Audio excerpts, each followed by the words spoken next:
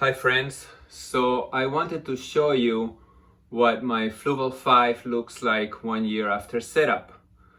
And this is the amount of growth that you can obtain with patience and substrate of garden dirt with aquarium gravel on top of it. There is about a ½ inch of garden dirt at the bottom, covered with about an inch of aquarium gravel.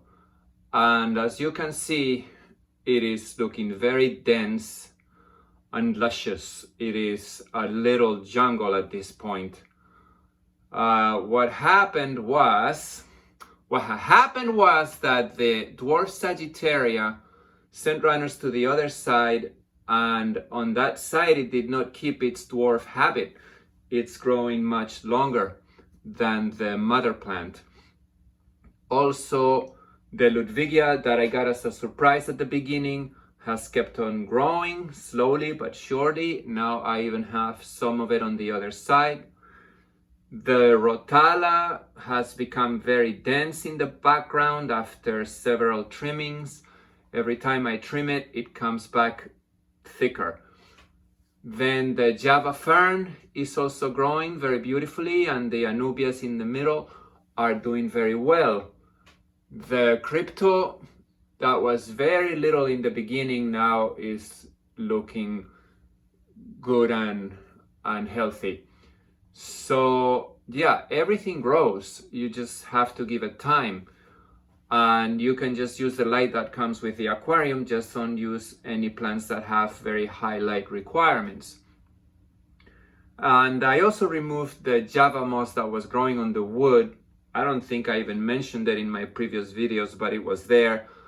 And considering how much growth I have right now, I just had to get it out of the way because it was just looking untidy. The whole tank was looking untidy.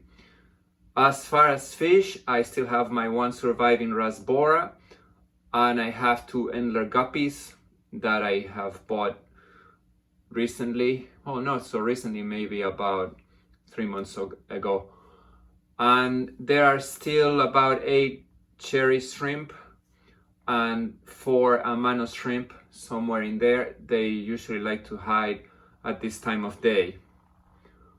And that's about it. You know, I wasn't trying to do any sort of aquascaping with this tank. I just was I was after a natural look, and I think now it looks very natural, very much like something that nature would do if left unattended, which is precisely what happened.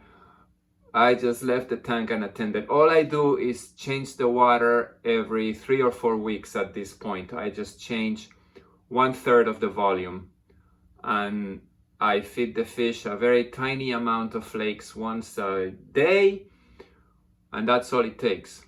I had to remove also a lot of snakes because they were just eating my hygrophila. So finally I just removed all the hygrophila because it was looking very damaged, and I certainly have enough plant life in there. So this is it, and from now on I think I will post updates about this tank maybe every 6 months or maybe every year.